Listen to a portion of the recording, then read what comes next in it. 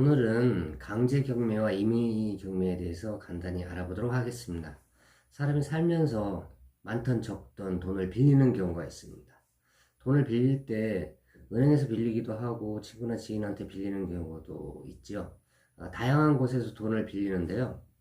돈을 빌리는 데 있어서 그냥 신용으로 빌리는 경우가 있고 무언가 담보를 제공하는 경우도 있습니다. 은행에서 돈을 빌리는 경우는 신용대출이든 담보대출이든 계약서를 쓰죠. 하지만 친구나 지인을 통해서 돈을 빌리는 경우는 계약서를 잘 쓰지 않습니다. 많은 돈을 빌리는 경우는 당연히 계약서를 쓰는 경우가 많겠죠. 이렇게 돈을 빌리고 빌려주는 때에는 문제가 없지만 서로 믿는다, 믿어라 뭐 이러면서 하지요. 하지만 돈을 갚을 때가 되면 일이 좀 생기게 되죠. 하지만 돈을 못 갚는 일이 생기게 되면 난처한 상황이 벌어집니다. 변제 기한을 넘겨도 돈을 갚지 않는 경우는 채권자가 법적인 수단을 이용해서 돈을 강제로 변제받을 조치를 취하게 됩니다. 바로 부동산을 경매로 매각해서 그 매각한 대금으로 채무를 받아내는 것인데요.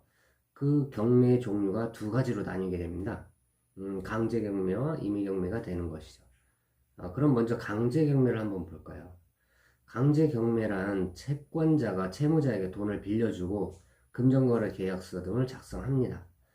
공중사무실에서 공증까지 했다고 하면 추후 채무자가 돈을 갚지 못할 경우 공증서를 가지고 강제 집행 신청을 할 수가 있는데요.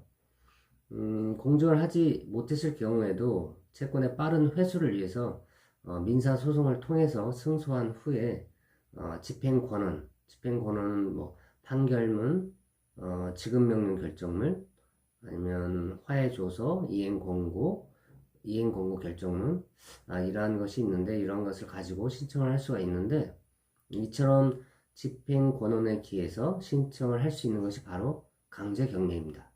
그래서 집행권원이라는 말이 좀 낯설죠? 이 말은 강제 집행을 하는 데 있어서 근거가 되는 것이란 뜻인데요. 청구권의 존재와 범위를 표시해서 그 집행력을 인정한 증서입니다. 일단 여기까지만 설명을 드리고요. 너무 길어지면 머리 아파지니까요. 강제 경매는 임대차 계약에서도 발생하는데요. 만약 임차인이 전세권을 설정해 두었다면 소송 없이 바로 임의 경매를 신청할 수가 있습니다. 그렇지만 보통 전입 및 확정일자만 부여를 받아 놓는데요. 그런 상태라면 바로 경매를 할 수가 없고요. 보증금 반환 소송 등을 통해서 승소한 후에 집행권을 부여받아 신청할 수가 있습니다. 채권을 증명하는 판결문을 법원에 제출해서 진행을 하고요. 채무자 소유의 부동산을 압류, 매각해서 매각대금을 배당합니다. 매각대금을 다른 채권자보다 먼저 회수하기 위해서 강제 집행하는 절차입니다. 다음으로 임의경매를 살펴보겠습니다.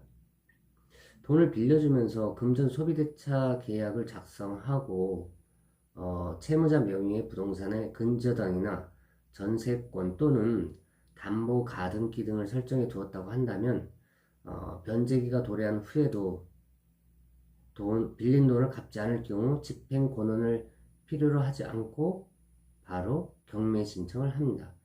이때 신청하는 경매를 임의경매라고 합니다.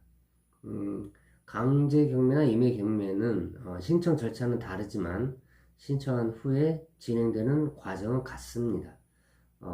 강제 경매와 임의 경매를 살펴봤는데요. 돈을 빌리는 것도 능력이라고 합니다. 하지만 빌리는 능력보다 더 중요한 것은 그 갚을 능력이죠. 너무 욕심을 부려서 무리하게 대출을 받지 마시고요. 능력 안에서 대출을 받으시길 바랍니다. 대출을 못 갚으면 경매가 기다리고 있으니 꼭 명심하시기 바랍니다. 감사합니다.